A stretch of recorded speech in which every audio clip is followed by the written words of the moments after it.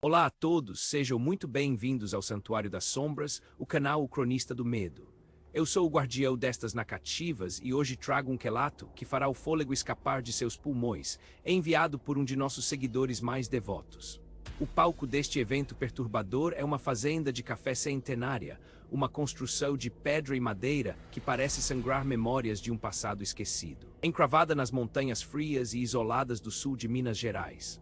Imaginem um cenário onde o vento uiva como um animal ferido entre os cafezais e a névoa se acasta pelo solo como um manto fúnebre, ocultando segredos que jamais deveriam ser revelados. Naquele isolamento absoluto, onde a civilização é apenas uma lembrança distante e os picos de pedra observam tudo em silêncio, o terror encontrou uma forma de se manifestar. Antes de mergulharmos nessa escuridão densa, peço que deixem o seu joinha e se inscrevam no canal, tornando-se parte desta legião que não teme caminhar pelo desconhecido. Comentem aqui embaixo de qual cidade ou estado vocês estão nos acompanhando, pois queremos saber até onde a sombra da nossa crônica se estende. Se você também viveu algo que a ciência não consegue explicar, envie seu relato para o nosso altar de mistérios.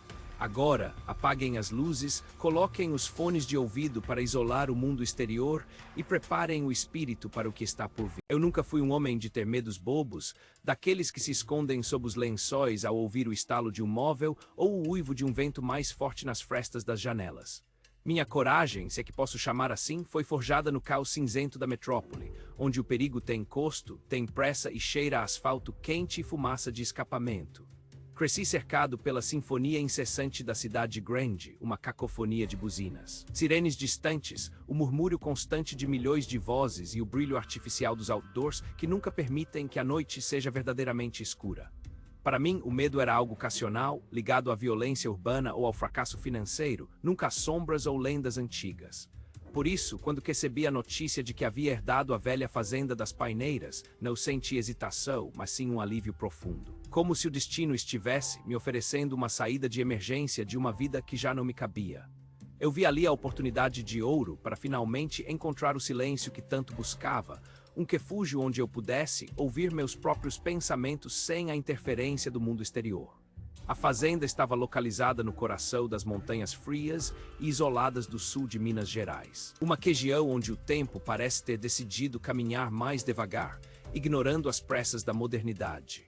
A viagem até lá foi uma transição lenta entre o barulho e a quietude, entre o concreto e o verde profundo das matas que iam se fechando conforme a altitude aumentava.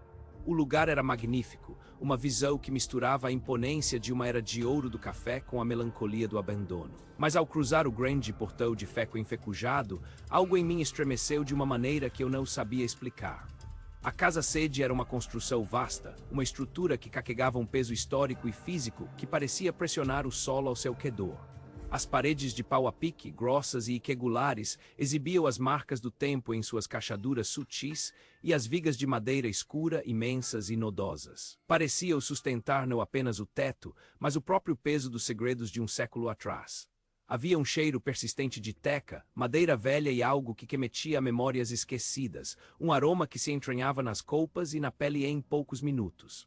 Ao caminhar pelos corredores largos, eu sentia que as paredes pareciam sussurrar segredos, um balbucio inaudível que vibrava nos ossos. Como se a casa estivesse tentando me contar histórias de nascimentos, mortes e dores que ocorreram dentro daqueles cômodos antes mesmo de meus avós nascerem.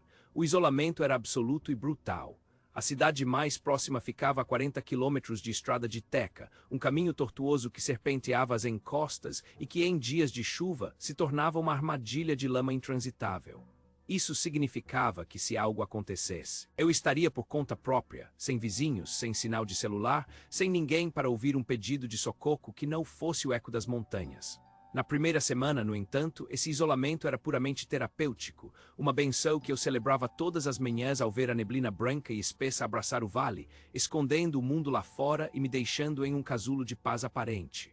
Eu passava os dias explorando os arredores, observando as paineiras centenárias que davam nome ao lugar, cujos troncos robustos pareciam sentinelas vigiando uma fronteira invisível. Mas o silêncio do campo, como eu logo descobriria, não é um silêncio absoluto de ausência de som. Ele é preenchido por uma camada densa de sons da natureza, que para um ouvido urbano podem parecer harmoniosos inicialmente, mas que guardam uma complexidade perturbadora. Era o som das cigacas que paravam de cantar subitamente em uníssono, o estalar das árvores que pareciam se mover quando eu não estava olhando, e o vento que, ao passar pelas frestas das janelas de madeira, produzia um lamento baixo e melancólico, como se a própria teca estivesse suspirando sob o peso da minha presença. Conforme os dias passavam, a sensação de liberdade começou a ser sutilmente substituída por uma vigilância involuntária. Eu me via parando no meio de uma tarefa apenas para ouvir o que estava além da porta, tentando decifrar os ruídos que antes eu ignorava. O silêncio que eu tanto busquei começou a se tornar pesado, uma presença física que parecia ocupar o espaço vazio dos cômodos da fazenda.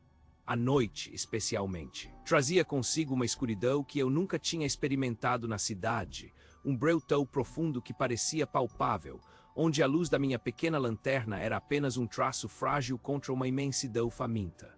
Foi justamente esse som ambiente, essa música da natureza que eu considerava relaxante, que começou a mudar de forma estranha e ameaçadora, perdendo sua harmonia natural para se transformar em algo dissonante e hostil.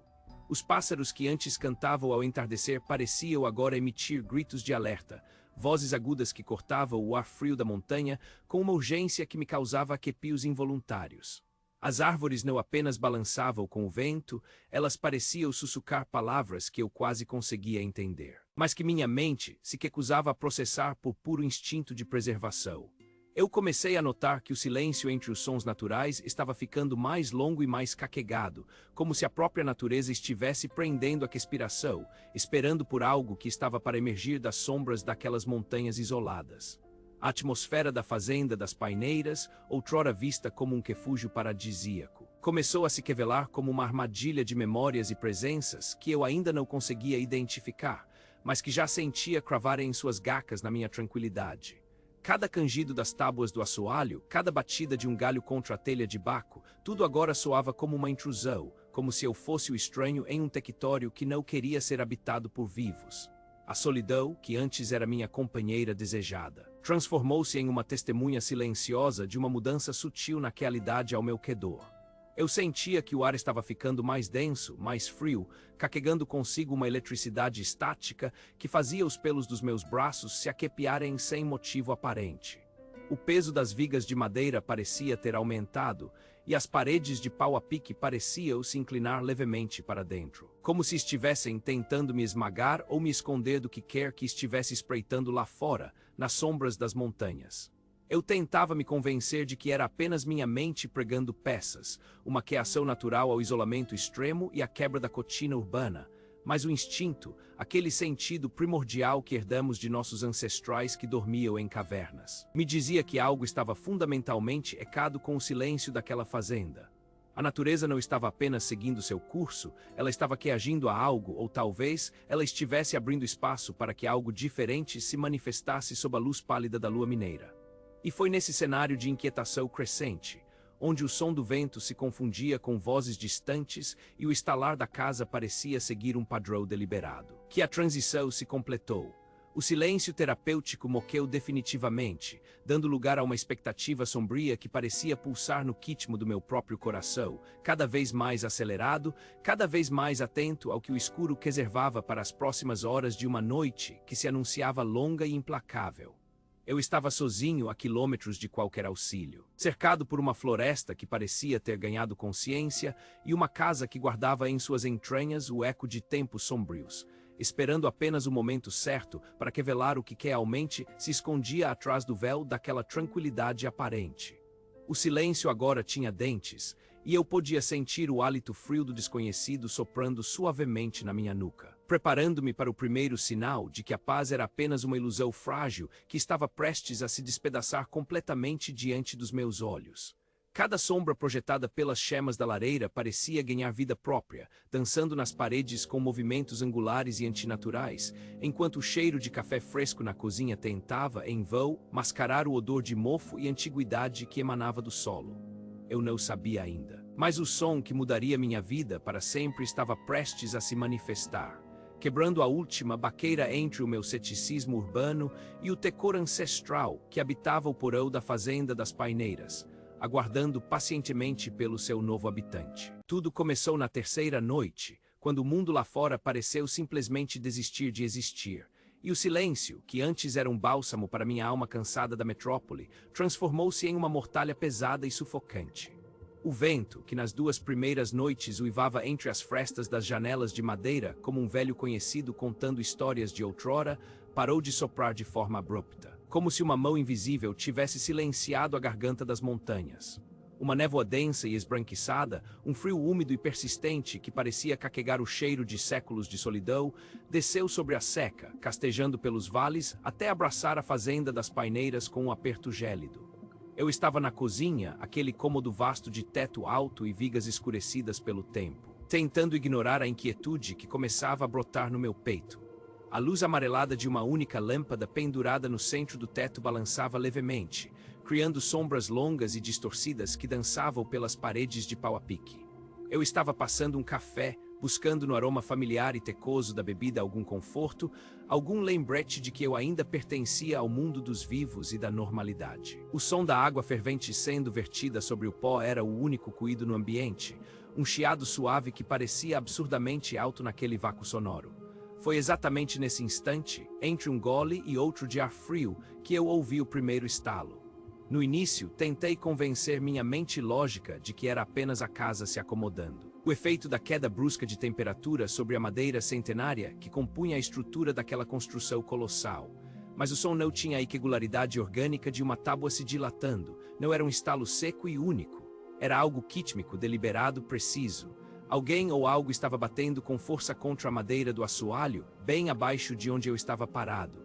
O som era perturbadoramente nítido, como se unhas longas, duras e afiadas estivessem percutindo a superfície inferior das tábuas de ipé. Tique, cheque, tique. 3 batidas curtas, espaçadas por um intervalo de tempo milimétrico, seguidas por um silêncio que parecia pulsar. Parei o que estava fazendo no mesmo milésimo de segundo. Minha mão, que segurava o bule de ágata, congelou no ar. Segurei a respiração, sentindo o ar frio queimar meus pulmões, enquanto meus ouvidos se aguçavam ao ponto de eu conseguir ouvir o latejar acelerado das minhas próprias artérias no pescoço. O som vinha debaixo dos meus pés, de um ponto específico onde a madeira parecia mais gasta e escura. Ali, sob aquela camada de civilização e conforto doméstico, ficava o porão da fazenda, um espaço que eu havia evitado desde que cheguei. Era um lugar de teto baixo, paredes de pedra bruta e chão de teca batida, um abismo esquecido que servia para guardar ferramentas agrícolas enfecujadas e memórias que ninguém queria que virar. Eu ainda não tivera coragem de explorar aquele vazio completamente, pois algo na escuridão que emanava da sua entrada sempre me causava um arrepio instintivo, um aviso ancestral de que certas profundezas devem permanecer intocadas. Meus 2 cães, que costumavam dormir de forma pesada e cuidosa junto ao fogão a lenha, agora estavam transformados. Eles não eram mais os animais dóceis que me seguiam pelo quintal. Estavam em pé, com as patas firmemente plantadas no chão, os corpos tensos como cordas de um violino prestes a arrebentar. Os pelos do dorso de ambos estavam eriçados, criando uma crina rígida que ia do pescoço até a cauda. Eles não latiam. O que saía de suas gargantas era um rosnado baixo, gutural, vibrante, que parecia vir do fundo das entranhas. Suas cabeças estavam inclinadas para baixo, os focinhos apontados diretamente para as frestas entre as tábuas do assoalho, como se pudessem enxergar através da madeira o que quer que estivesse castejando lá embaixo. O clima na sala mudou de forma tão violenta que minha pele reagiu instantaneamente, arrepiando-se por completo. A temperatura, que já estava baixa devido ao clima das montanhas, pareceu despencar 10 graus em questão de segundos. Não era apenas o frio climático, era uma geada espiritual, uma ausência de calor que parecia sugar a energia do ambiente e a coragem do meu coração. Cada suspiro que eu soltava saía como uma nuvem de vapor densa diante dos meus olhos, nublando minha visão. O cheque. Tique que começou, agora mais rápido, mais urgente, como se a entidade abaixo do chão estivesse perdendo a paciência ou se deliciando com o meu terror crescente. Eu podia sentir a vibração das batidas subindo pelas solas dos meus sapatos, um contato físico indireto com o desconhecido que fazia meu estômago virar de náusea. A cozinha, que antes era o coração acolhedor da casa, agora parecia uma armadilha. As sombras nos cantos pareciam ter ganhado massa e volume, estendendo dedos escuros em direção ao centro do cômodo. O silêncio lá fora era tão absoluto que eu comecei a duvidar se o mundo exterior ainda existia, ou se a fazenda das paineiras tinha sido transportada para uma dimensão de sombras e frio eterno. Meus queixos começaram a quecoar lentamente, sem nunca tirar os olhos do chão. As orelhas coladas à cabeça e as caudas entre as pernas, demonstrando um pavor que eu nunca imaginei ver em animais de caça tão destemidos. O cosnado dele se transformou em um ganido agudo e lamurioso, um pedido de socorro que ninguém viria atender. Eu estava paralisado, preso em um pesadelo de madeira e pedra, enquanto o som quítmico das unhas contra o assoalho começava a se deslocar, movendo-se lentamente em direção à porta que levava ao coquedouro central. Cada batida era um prego sendo cravado na minha sanidade. Eu tentava formular um pensamento lógico, uma explicação racional, mas a frieza que emanava do chão paralisava meus neurônios. O que quer que estivesse lá embaixo não era um animal, não era um intruso humano, era algo que pertencia àquela teca. Algo que esperara 100 anos pelo silêncio certo para se manifestar. A luz da lâmpada piscou 2 vezes e o filamento de metal pareceu gemer sob a pressão daquela atmosfera caquegada.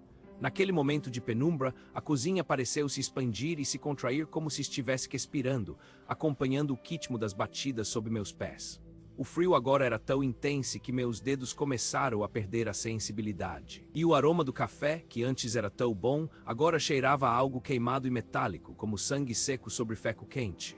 Eu estava no centro de um epicentro de horror, e a única coisa que me separava daquela abominação quítmica era uma camada de madeira velha que parecia ficar mais fina a cada segundo. A sensação de perigo iminente era física, um peso no peito que me impedia de gritar. O cheque parou de repente. E o silêncio que se seguiu foi 1000 vezes pior do que o barulho. Era o silêncio do bote, o silêncio da criatura que finalmente localizou sua presa e se prepara para o ataque final. Meus olhos estavam fixos na fresta da porta do porão, que ficava no canto escuro da cozinha, e eu jurei ver uma sombra se movendo ali, uma escuridão mais densa do que o próprio breu. Naquele instante de pânico absoluto. Eu soube que a noite estava apenas começando e que a paz que eu buscava na solidão das montanhas tinha se transformado em um convite para o abismo.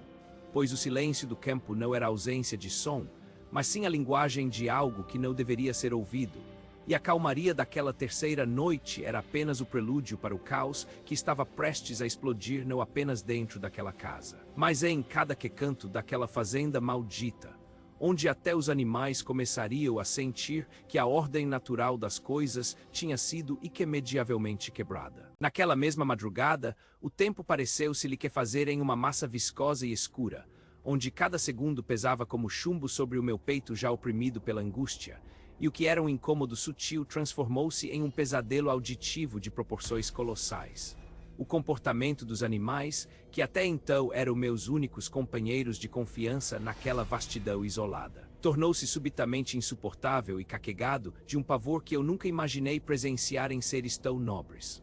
Os cavalos abrigados nas baias de madeira centenária começaram a relinchar de uma forma desesperada e aguda, um som que não era apenas um chamado, mas um grito de socorro em uma língua que eu não podia compreender, mas cujas vibrações faziam meus ossos tremerem. Eles batiam os cascos contra as portas de madeira com uma violência tamanha que o som ecoava pelo pátio como se fossem disparos de canhão em uma guerra invisível. E eu juro que podia ouvir a fibra da madeira estalando e se partindo sob o impacto daquele pânico cego.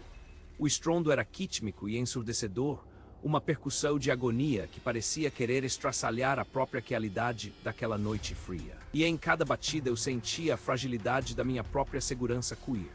Eu sabia que precisava intervir, que precisava ver o que estava causando tamanha frenesi, mas o medo era uma âncora de gelo que me prendia ao chão da cozinha.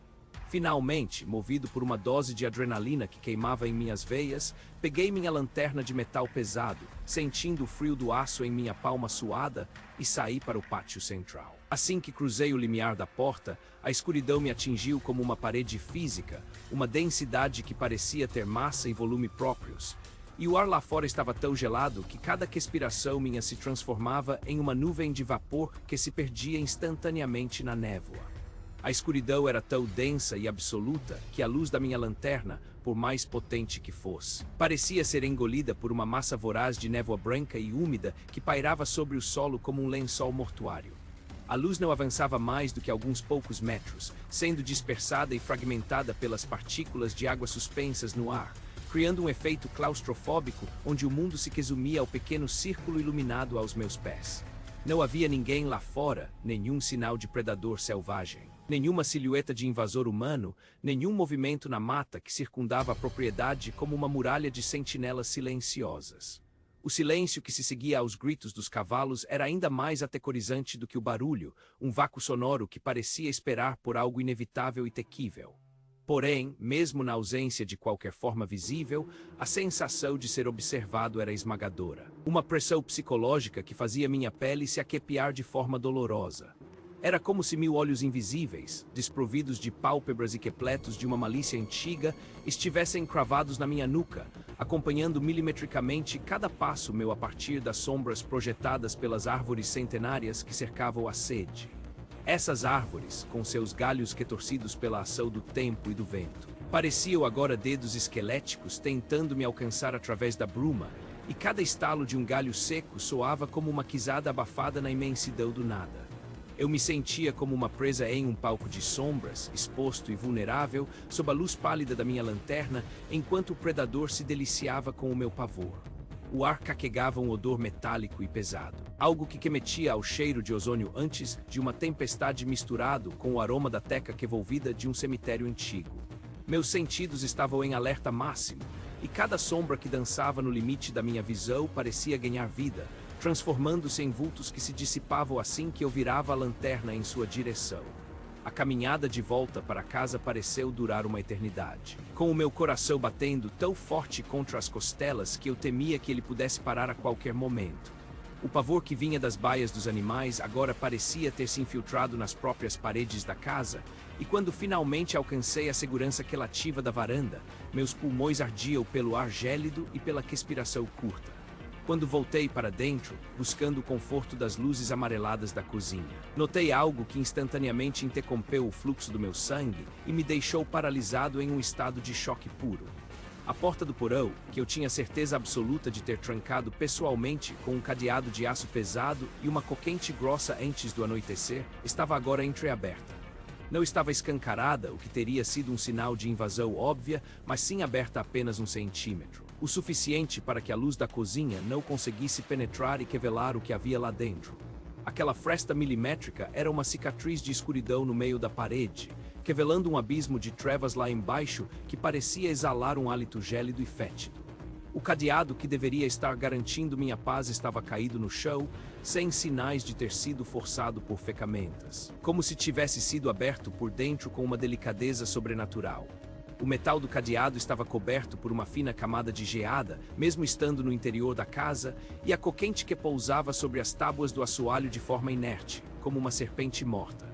Meus olhos ficaram fixos naquela pequena abertura sombria, e por um momento eu perdi a noção de quem eu era ou de onde estava, pois toda a minha consciência estava focada naquela nesga de escuridão absoluta. O porão, que antes era apenas um espaço de armazenamento esquecido e empoeirado, transformara-se agora no epicentro de todo o terror que estava assolando a fazenda das paineiras. O silêncio dentro da casa tornou-se tão profundo que eu podia ouvir o estalo das fibras de madeira da porta se dilatando, e eu juro que por um segundo vi um movimento quase imperceptível naquela fresta, como se algo estivesse esperando que eu me aproximasse. A escuridão que emanava dali não era apenas a ausência de luz, mas uma presença palpável, algo que parecia ter vontade própria e que ansiava por me puxar para dentro de suas entranhas frias. O abismo lá embaixo não tinha fundo, não tinha fim. E o mistério do que havia rompido a segurança do cadeado começou a corroer minha sanidade, fazendo com que o simples ato de respirar se tornasse um esforço hercúleo. Eu estava sozinho, a quilômetros de qualquer ajuda humana, cercado por uma névoa que devorava a esperança e diante de uma porta que nunca deveria ter sido aberta. Sentindo que o verdadeiro horror daquela fazenda estava apenas começando a se manifestar, e que o que quer que estivesse espreitando nas sombras do subsolo já tinha consciência da minha presença e estava pacientemente me convidando a descer. A madeira da porta cangeu levemente, um som quase inaudível que soou como um sussurro de boas-vindas vindo das profundezas da teca, e o frio que saía daquela fresta começou a lamber meus pés, subindo pelas minhas pernas e me lembrando de que, naquela noite, as leis da física e da casão já não tinham mais qualquer autoridade sobre o que estava por vir. A incerteza é uma doença silenciosa que cocói a alma por dentro, transformando cada sombra em um cacasco e cada cuído em um grito de agonia abafado pelo tempo. Naquela tarde, enquanto o sol se escondia atrás das cristas irregulares das montanhas de Minas Gerais, tingindo o céu com um tom de sangue pisado, eu compreendi que a dúvida era um luxo que eu não podia mais sustentar. O peso daquela casa centenária parecia ter dobrado sobre meus ombros, e o ar na fazenda das paineiras tornara-se espesso, quase sólido, impregnado com o cheiro acre de algo que deveria ter permanecido entecado no século passado.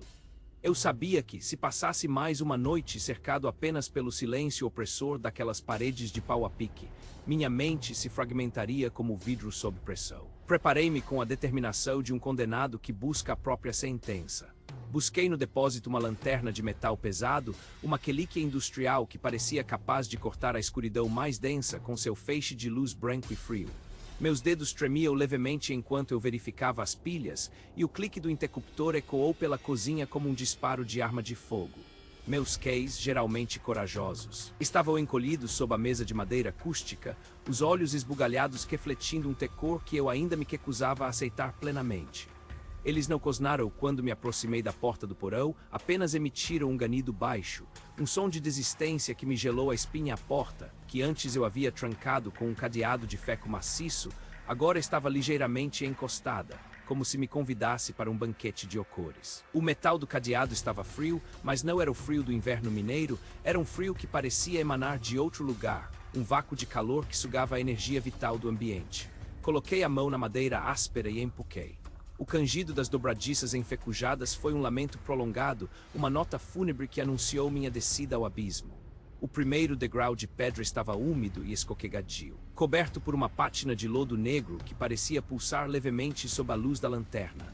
Cada passo que eu dava em direção ao subsolo era uma descida para as entranhas da própria teca, um retorno a um estado primitivo de medo que a civilização tenta apagar com luzes elétricas e cuído urbano. O ar mudou drasticamente.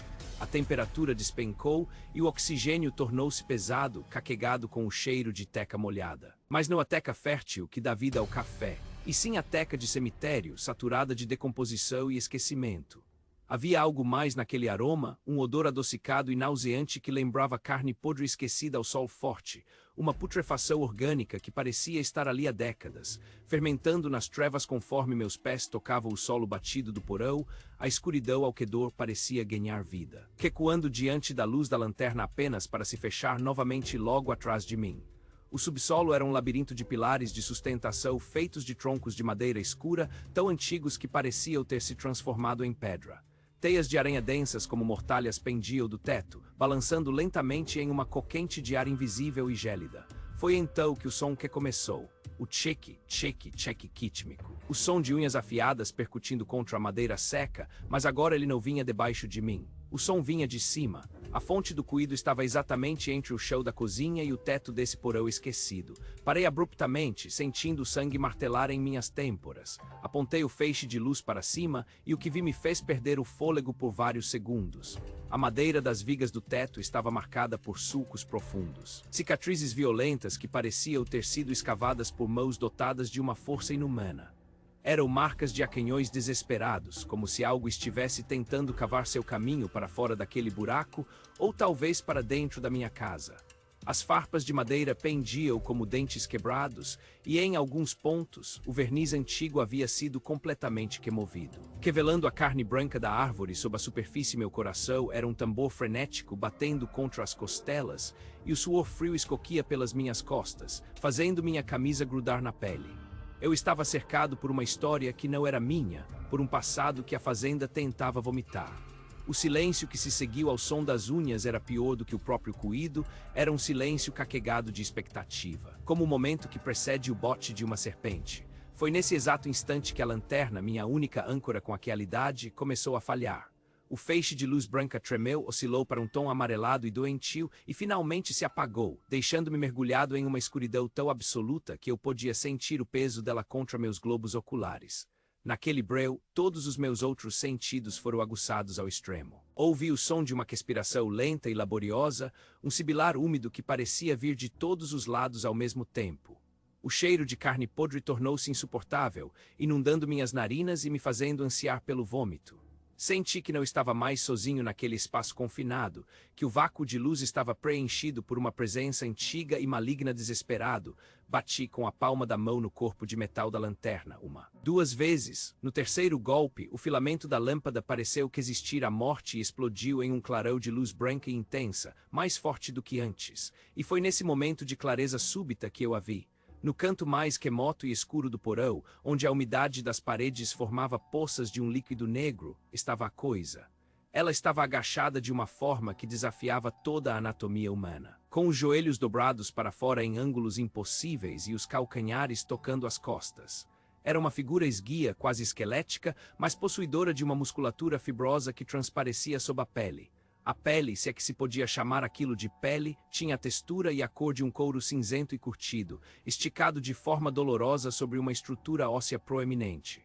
Não havia pelos, não havia humanidade. Apenas uma forma grotesca que parecia ter sido esculpida a partir do sofrimento e do isolamento. Os membros eram longos demais, desproporcionais ao tronco curto, terminando em mãos com dedos que pareciam gacas, os mesmos dedos que eu ouvira batendo no assoalho. A luz da lanterna revelava as saliências da coluna vertebral da criatura, que se projetavam como as costas de um réptil primordial. Ela não se moveu imediatamente com a luz, permaneceu ali, estática como uma estátua de pesadelo, mas eu podia ver o leve movimento quítmico de seu tórax enquanto ela respirava o ar pesado do porão. O que mais me aterrorizou, porém, foi a ausência de olhos. No lugar onde deveriam estar janelas para a alma, havia apenas órbitas vazias, buracos profundos e negros que pareciam não apenas absorver a luz da minha lanterna, mas devorá-la por completo. Era um vazio que sugeria uma existência passada inteiramente nas trevas, uma criatura que não precisava de visão para saber exatamente onde eu estava. Para sentir o calor do meu sangue e a vibração do meu medo, a criatura inclinou a cabeça para o lado, um movimento brusco e mecânico que lembrou de um pássaro predador observando uma presa ferida. O couro cinzento de seu pescoço cangeu como pergaminho velho sendo amassado. Eu estava paralisado, meus pés pareciam ter criado raízes no chão de teca batida, e minha voz estava presa em uma garganta seca e inflamada pelo tecor. Cada detalhe daquela coisa estava agora gravado em minha mente com feco em brasa. Desde as unhas enegrecidas, até a maneira como suas articulações pareciam inchar sob a pele a cada pequeno movimento. Ela estava ali, a poucos metros de mim, uma abominação que a ciência nunca ousaria catalogar, um segredo obscuro da fazenda das paineiras que finalmente havia se revelado. O ar ao meu redor parecia ter se tornado elétrico, carregado com uma energia negativa que fazia os pelos dos meus braços se arrepiarem. Eu sabia que o próximo movimento daquela coisa determinaria se eu sairia daquele porão vivo ou se me tornaria parte do entulho orgânico que cobria o chão. O tempo parecia ter parado, os segundos se alongando em minutos de agonia pura enquanto eu e a criatura nos encarávamos no silêncio sepulcral do subsolo. Foi então que ela começou a abrir a boca. Um casco escuro que parecia se estender além do que seria anatomicamente possível para qualquer ser vivo, revelando fileiras de dentes finos, amarelados e afiados como agulhas de osso. O maxilar dela se deslocou com um estalo seco que ecoou nas paredes de pedra, um som de ruptura que quebrou o último resquício da minha coragem, e o que saiu daquela escuridão interna não foi um rugido animal, mas algo muito mais sinistro e perturbador. Aquela coisa não possuía o que poderíamos chamar de olhos dentro da compreensão humana. O que existia em seu rosto eram duas crateras de escuridão absoluta, dois vórtices de negrume profundo que pareciam drenar ativamente a parca luminosidade da minha lanterna moribunda, transformando os poucos fótons de luz em um nada absoluto e gelado. A pele daquela entidade era de um cinza cadavérico. Uma tonalidade que lembrava cinzas de um incêndio antigo misturadas com o couro curtido de um animal doente, esticada de forma violenta sobre uma estrutura óssea que desafiava toda a lógica da anatomia, com articulações que pareciam girar em ângulos impossíveis enquanto ela se movia milimetricamente na minha direção. O corpo era esguio ao extremo, quase esquelético. mas carregava uma sugestão de força bruta e ancestral, como se cada fibra de seus músculos longos fosse feita de cabos de aço retorcidos. Quando aquela abominação abriu a boca, eu não vi apenas dentes, eu contemplei uma floresta de agulhas amareladas, finas e sequilhadas, dispostas em fileiras desordenadas que pareciam brotar diretamente da gengiva enegrecida, exalando um odor que misturava o enxofre das profundezas da teca com a doçura enjoativa da carne em decomposição esquecida ao sol.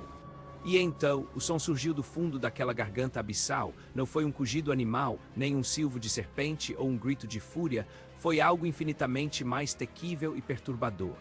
Foi a minha própria voz. Uma reprodução mecânica e simultaneamente perfeita da forma como eu costumava chamar meus cães durante as manhãs de sol na varanda da fazenda. Kex Max, venho aqui, as palavras saíram daquela bocaca com a exata entonação, o mesmo timbre e até a ligeira coquidão que eu apresento ao despertar, criando uma dissonância cognitiva que quase me fez perder a razão no mesmo instante. O terror que senti naquele momento não era apenas físico, era um pânico existencial que parecia dilacerar as camadas da minha alma, pois ouvir a si mesmo sendo usado como uma ferramenta de caça por uma entidade das sombras é uma experiência que fragmenta a sanidade de qualquer homem. Eu senti meu coração martelar contra as costelas com tamanha violência que cheguei a pensar que ele romperia o meu peito. Enquanto o ar se tornava denso e difícil de respirar, como se a presença daquela criatura estivesse consumindo todo o oxigênio do porão. Em um espasmo de puro instinto de sobrevivência, eu tentei recuar, mas meus pés pareciam feitos de chumbo e o chão de pedra estava escorregadio por causa da umidade acumulada de décadas de isolamento. Eu tropecei nos degraus irregulares da escada de pedra enquanto tentava desesperadamente subir de volta para a segurança da cozinha, sentindo o hálito gélido daquela coisa se aproximando do meu rosto. No auge daquela subida frenética, quando a luz da minha lanterna já era apenas um clarão pálido e moribundo, eu senti algo que me fez soltar um grito mudo de horror. Uma mão fria, seca e áspera como o pergaminho antigo, coçou o meu calcanhar com uma força que quase me arrastou de volta para a escuridão do abismo. A sensação era de que dedos longos e garras invisíveis estavam tentando encontrar uma fresta na minha carne para me ancorar ali para sempre. Com um esforço sobre-humano, alimentado pela adrenalina pura que queimava em minhas veias, eu dei um chute para trás, atingindo algo que parecia ter a consistência de bocacha endurecida, e consegui galgar os últimos degraus. Assim que cruzei o batente, fechei a porta do porão com um estrondo que ecoou por toda a casa silenciosa e girei a chave na fechadura com as mãos tão trêmulas que quase deixei o metal cair. Sem pensar, comecei a empucar o armário pesado de madeira maciça da cozinha contra a porta, ignorando a dor nos meus músculos e o suor que turvava minha visão. O som das batidas violentas começou quase instantaneamente, vindo debaixo dos meus pés, impactos quítmicos e pesados que faziam as tábuas do assoalho saltarem e o armário vibrar contra a parede. Não eram apenas batidas, eram tentativas deliberadas de romper a barreira entre o nosso mundo e o covil daquela coisa. Passei o resto daquela madrugada interminável encolhido no canto mais distante da sala, com as costas pressionadas contra a parede fria e a espingarda de cano duplo em punho, o metal gelado da arma sendo meu único consolo em meio ao caos mental que me dominava. Eu ouvia aquela coisa aquenhar o assoalho de madeira logo abaixo de onde eu estava, um som persistente de garras perfurando a fibra da árvore morta. Um tique quítmico que parecia contar os segundos da minha possível morte. E o pior de tudo eram os sussurros, pois aquela abominação passou horas a fio chamando pelo meu nome, usando a minha própria voz para me convidar a descer, para me dizer que o frio lá embaixo era reconfortante e que a escuridão era o nosso verdadeiro lar. Cada vez que a voz saía do chão, meu corpo sofria um espasmo de pavor, pois a perfeição da mímica era um lembrete constante de que aquilo não era um animal, mas algo que possuía uma inteligência malévola e distorcida. A noite pareceu durar séculos, uma eternidade de sombras que se moviam nos cantos da visão e sussurros que pareciam vir de dentro da minha própria cabeça. O tempo se tornou uma massa informe de medo e vigília, onde cada cuído da mata lá fora se transformava em um novo presságio de desgraça. Somente quando os primeiros raios de sol, pálidos e tímidos, começaram a casgar a névoa das montanhas de Minas Gerais e a iluminar as frestas das janelas, é que as batidas no porão cessaram e o silêncio pesado que tornou a fazenda das paineiras. Eu permaneci imóvel por mais 1 hora, com o dedo ainda no gatilho, esperando que qualquer movimento denunciasse que o Okor ainda estava à espreita. Quando finalmente recobrei um pouco da coordenação motora, agi com a rapidez de um homem que foge de um incêndio. Não olhei para trás, não busquei meus pertences valiosos nem tentei entender o que havia acontecido. Peguei apenas a chave do queco e os documentos que estavam sobre a mesa. Chamei meus keys que ainda tremiam num canto da varanda e os joguei para dentro do veículo, enquanto o motor rugia como um protesto contra o frio da seca. Enquanto eu descia a estrada de teca em alta velocidade, vendo a silhueta da casa centenária diminuir no retrovisor, tive a nítida impressão de ver, por uma fração de segundo, uma figura esguia parada no sótão, observando minha partida com aquelas órbitas vazias que nunca esquecerei. Dirigi sem parar até alcançar o asfalto e só me senti minimamente seguro quando o sol já estava alto no céu e o barulho da civilização começou a substituir o silêncio opressor das montanhas. Abandonei a fazenda e todo o legado da minha família sem um pingo de remorso, pois nenhuma teca ou herança vale o preço de se perder a alma para algo que a ciência ignora e que aquele Geo teme nomear. Hoje, o concreto da cidade grande é o meu escudo, mas todas as vezes que o assoalho do meu apartamento estala durante a noite, eu prendo a respiração e quero para que seja apenas o prédio se acomodando, e não aquela voz familiar sussurrando meu nome a partir das sombras que moram debaixo da cama. A herança das paineiras permanece lá, isolada entre as névoas do sul de Minas, esperando pelo próximo incauto que busque o silêncio do campo, sem saber que em certos lugares o silêncio é apenas o prelúdio de um grito que nunca termina. Eu aprendi da maneira mais dura que existem segredos entecados em fundações de pau a pique que jamais deveriam ser perturbados e que algumas portas, uma vez abertas, deixam marcas que nem o tempo e nem a luz do dia são capazes de apagar. A minha voz nunca mais foi a mesma para mim, pois toda vez que falo, ouço o eco daquela criatura e me pergunto se realmente escapei ou se uma parte de mim ainda está lá embaixo, naquela escuridão úmida, sendo devorada lentamente pela coisa sem olhos. Assim que os primeiros raios de sol, pálidos e desprovidos de qualquer calor humano, começaram a casgar a densa névoa que abraçava as montanhas como um lençol mortuário, eu senti que a vida retornava lentamente aos meus pulmões. Com as mãos ainda trêmulas e o coração batendo com a fúria de um animal enjaulado, juntei apenas o essencial, as poucas lembranças que cabiam no abraço do puro desespero. Acastei meus keys, cujos olhos injetados de pavor ainda buscavam as sombras da varanda, e os joguei no queco sem a menor hesitação. Abandonei a fazenda das paineiras como quem foge de uma maldição ancestral, acelerando por estradas de teca enquanto o medo tentava me puxar de volta pelo retrovisor. Hoje, minha realidade se resume a um apartamento minúsculo no coração febril da metrópole, onde o asfalto é meu único solo confiável. O barulho incessante do trânsito, o rugido dos motores e o lamento das sirenes distantes tornaram-se meu escudo sonoro, a baqueira que me permite ignorar cada estalo suspeito que ecoa sob as tábuas do meu novo assoalho. Agradeço do fundo da minha alma a cada um de vocês que teve a coragem de caminhar comigo por este vale de trevas até o final. Se este relato gelou sua alma e despertou seus piores temores, não esqueça de deixar o seu joinha e de se inscrever para fortalecer o nosso canal de mistérios. Comente aqui embaixo o que você faria se ouvisse a sua própria voz sussurrando o seu nome de dentro do abismo. Um grande abraço do Cronista do Medo e lembrem-se sempre, existem segredos que a luz não ousa tocar e certas portas nunca, sob hipótese alguma, devem ser abertas.